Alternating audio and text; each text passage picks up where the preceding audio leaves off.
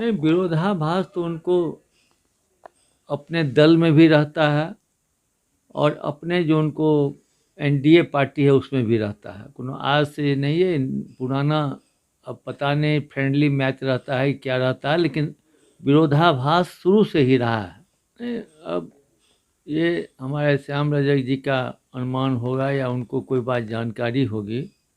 हम लोग को न इस बात की जानकारी है जो भगदड़ मच रहा है।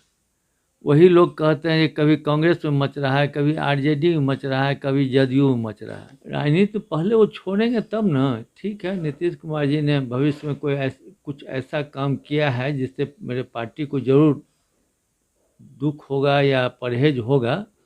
नमस्कार, आप देख रहे हैं डी न्यूज़। मैं हूं अभिषेक मिश्रा।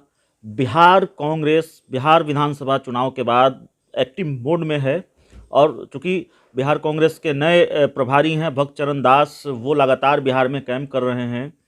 संगठन को मजबूत करने के लिए लगातार कोशिशें हो रही हैं, उसके लिए रणनीति तैयार हो रही है और खुद बिहार कांग्रेस के प्रभारी भक्त चरण दास, बिहार कांग्रेस के प्रदेश अध्यक्ष मदन मोहन झा बिहार के जिलों का दौरा कर रहे हैं।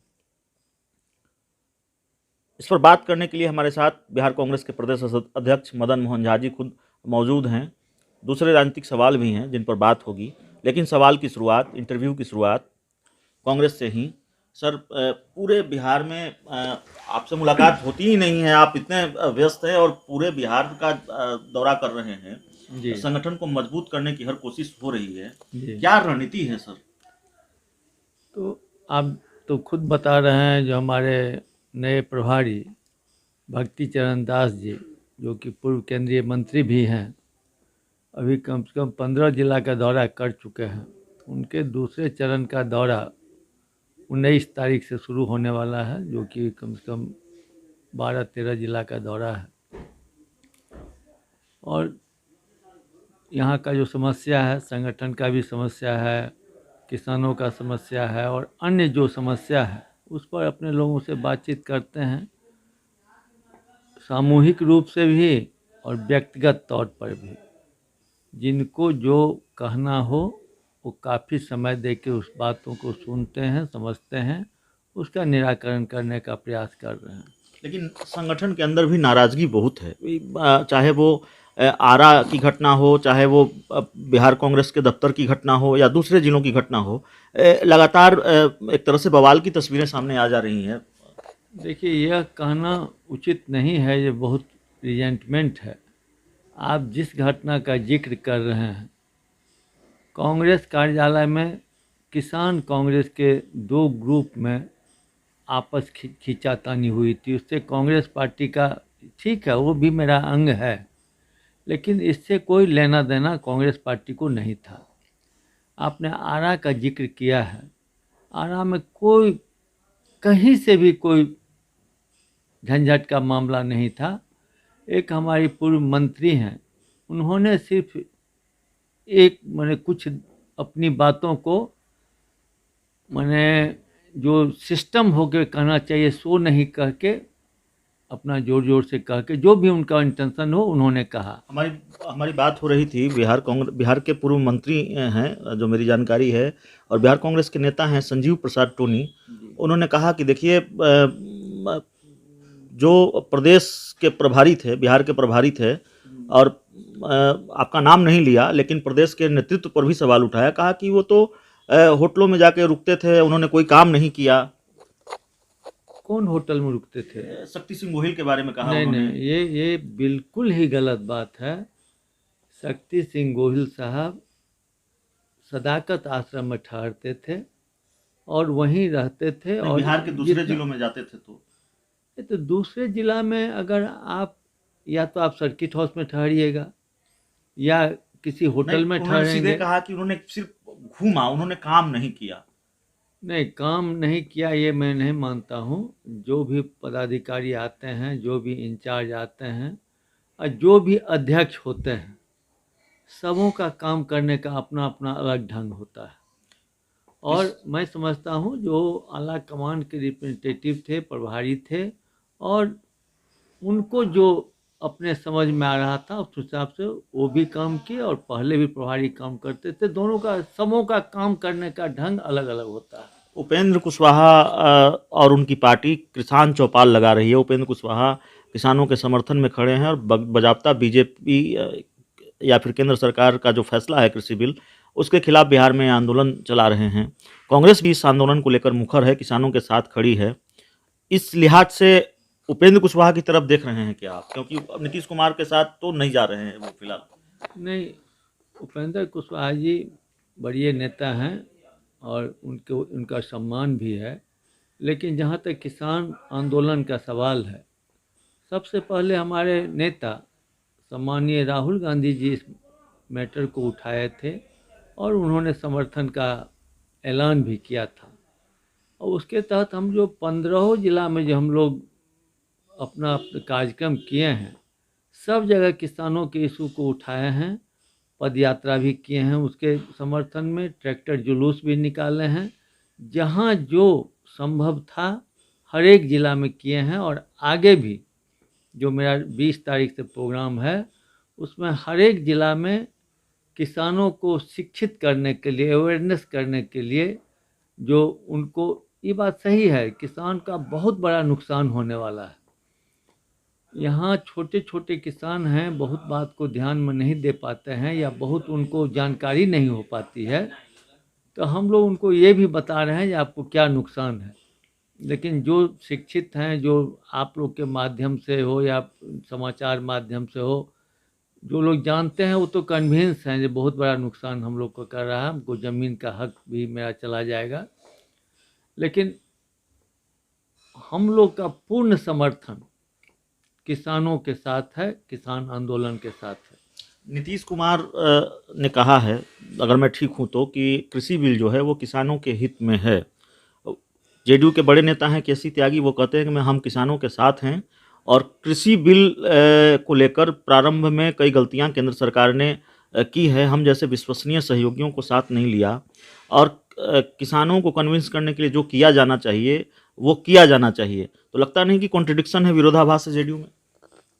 नहीं, विरोधाभास तो उनको अपने दल में भी रहता है और अपने जो उनको एनडीए पार्टी है उसमें भी रहता है। कोनो आज से नहीं है, पुराना अब पता नहीं फ्रेंडली मैच रहता है क्या रहता है, लेकिन विरोधाभास शुरू से ही रहा है। और जहाँ तक किसानों के फायदा की बात है, जैसा कि माननीय मुख्यमंत्री जी कह रहे हैं, तो मैं तो नहीं समझता हूँ ये किसान अपना फ़ायदा छोड़ के आंदोलन में जाएंगे। इतना बड़ा आंदोलन हो रहा है, लाखों लोग हैं, लगभग 3 महीना से सड़क पर हैं। अगर उनको फ़ायदा होगा तो किसी के बरगलाने से, वो किसान बरगलाने वाले नहीं हैं, क्योंकि उनका मेन जो है कार्यक्रम या उनका जो मेन स्रोत है इनकम का, सो ज़मीन है। वहाँ जो यहाँ बड़े बड़े किसान हैं, बड़े बड़े पंजाब हो, हरियाणा हो, अन्य राज्य है, तो वहाँ वही स्रोत है। और जब वो आंदोलित हो रहे हैं तो इसका मतलब है उन्हें भी इस बात की जानकारी है कि इससे मेरा क्या क्या नुकसान हो सकता है। आपकी सहयोगी पार्टी आरजेडी के बड़े नेता श्याम रजक ने कहा है कि कैबिनेट विस्तार के बाद उत्तराखंड की तरह बिहार में सियासी भूचाल आएगा। उत्तराखंड में तो प्राकृतिक भूचाल आया, बिहार में सियासी भूचाल आएगा और जेडीयू में बड़ी भगदड़ मचने वाली है। सहमत हैं इस दावे से? अब ये हमारे श्याम रजक जी का अनुमान होगा या उनको कोई बात जानकारी होगी। हम लोग को न इस बात की जानकारी है जो भगदड़ मच रहा है। वही लोग कहते हैं कि कभी कांग्रेस में मच रहा है, कभी आरजेडी में मच रहा है, कभी जदयू में मच रहा है। हम लोग भगदड़ मचाने के पक्षधर नहीं हैं, चाहे वो पार्टी किसी का भी हो। जनता जिसको चुन करके भेजी है, ठीक है, जनता का मैंडेट महागठबंधन के पक्ष में था, एन प्रकार उन्होंने सरकार बनाया, अपना चला रहे हैं, चलावे। वो हटेंगे अपने कारनामों से। हम लोग उनको न तोड़ने का प्रयास कर रहे हैं और न हम लोग टूटने का प्रयास कर रहे हैं। मध्यावधि चुनाव की बात तो करती रही है कांग्रेस। मध्यावधि चुनाव जो परिस्थिति है, और जितना मैं माननीय मुख्यमंत्री को जानता हूँ और जितना उनका बॉडी लैंग्वेज हो या उनके काम करने का तरीका हो, जिस तरह से हम लोग देख रहे हैं, उससे तो हम लोग को इस बात की संभावना प्रबल है जो आगे जाके वो कुछ न कुछ करेंगे। एक आखिरी सवाल है हमारा, और सवाल ये है सर कि एक खबर आई, पूरी जानकारी अगर मैं ईमानदारी से कहूँ तो उस खबर को लेकर मेरे पास नहीं है। एक खबर आई कि जो नए मंत्री बने हैं, बीएसपी के एकमात्र विधायक थे, जेडीयू में चले गए, और जमा खान साहब मंत्री बने हैं और उन्होंने कांग्रेस के विधायकों से मुलाकात की है। अब इस खबर को लेकर कई तरह की चर्चाएं हो रही हैं कि कांग्रेस को लेकर जो कयास लगाए जा रहे थे कि टूट हो सकती है क्या, ये टास्क दे दिया गया क्या जमा खान को, कांग्रेस के विधायकों को साधने का। कैसे देखते हैं इस खबर को, इस मुलाकात को? ये तो बहुत ही हास्यास्पद बात है। किसी मंत्री से या मुख्यमंत्री से अगर कोई विधायक मिलता है, कोई भी विधायक, हम लोग बहुत बचपन से सत्ता देखे हुए हैं, और मेरे यहाँ तो जितने पार्टी के विधायक रहते थे उससे ज़्यादा विरोधी दल के विधायक अपने काम से क्षेत्र की समस्या लेके आते थे। समूह का काम होता था, और किसी के यहाँ जाने का मतलब ये तो राजनीतिक स्तर को नीचे गिराना हुआ। तो कोई मंत्री के यहाँ गया या मुख्यमंत्री के यहाँ गया तो इसका मतलब वो आप पार्टी चेंज कर रहे हैं। अरे मंत्री किसी का, मुख्यमंत्री किसी का नहीं ना होता है, वो तो स्टेट का होता है। अगर कोई जाता है तो इसमें मैं नहीं समझता हूँ कोई बुरी बात है। आपने कहा कि नीतीश कुमार को मैं जानता हूं, और हम लोग भी जानते हैं, आप बेहतर जानते हैं नीतीश कुमार को, आपने उनके साथ काम किया है। बिहार सरकार में शिक्षा मंत्री आप रहे हैं, राजस्व मंत्री रहे हैं, माफ़ कीजिएगा। आपने कहा कि मैं उनको जानता हूं और ज़्यादा दिन तक ये सरकार नहीं चलेगी। इसी देश ने मायावती, मुलायम, अखिलेश यादव को एक साथ आते देखा है। इस बिहार ने लालू यादव, नीतीश कुमार को एक साथ आते देखा है।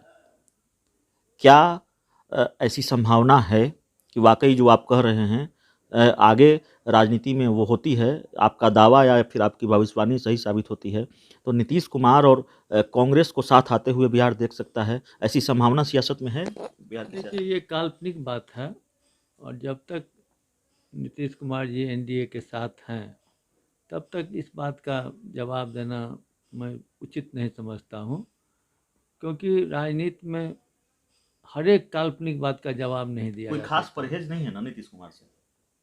राजनीति पहले वो छोड़ेंगे तब ना। ठीक है, नीतीश कुमार जी ने भविष्य में कुछ ऐसा काम किया है जिससे मेरे पार्टी को जरूर दुख होगा या परहेज होगा, लेकिन राजनीति है, राजनीति में वो क्या एक्शन लेते हैं। लेकिन जब तक कोई एनडीए के साथ हैं इस बारे में मैं कोई भी प्रतिक्रिया नहीं दे सकता। आपको लगता है कि नीतीश कुमार के साथ जब आप थे तो कांग्रेस का स्ट्राइक रेट ज़्यादा बेहतर था? आरजेडी के साथ हैं, कांग्रेस का स्ट्राइक रेट खराब रहा? नहीं, ये कोई उनके चलते स्ट्राइक रेट ज़्यादा हुआ सो नहीं है, वो तो परिस्थिति बदलते रहती है। कभी हम लोग बहुत अच्छे थे, अकेले थे, कभी बहुत नीचे चल आए, और मुझे पूरा उम्मीद है जो लोग जो देख रहे हैं, अल्टरनेटिव जो है, पूरे देश में कांग्रेस पार्टी है, और जिस तरह से उन लोग का काम हो रहा है, मैं समझता हूँ लोग कांग्रेस की तरफ देख रही है निश्चित रूप से। चलिए, बहुत लंबा चौड़ा इंटरव्यू हो गया मदन मोहन झा जी के साथ, और जाहिर है कांग्रेस के प्रदेश अध्यक्ष हैं, बिहार के दिग्गज नेता भी हैं, और नीतीश कुमार के साथ काम भी किया है, नीतीश कुमार को समझते हैं बेहतर तरीके से, बिहार की राजनीति को समझते हैं, इसलिए सवाल कुछ ज़्यादा ही हो गए। उम्मीद है ये इंटरव्यू आपको अच्छा लगा होगा। बहुत बहुत धन्यवाद, थैंक यू।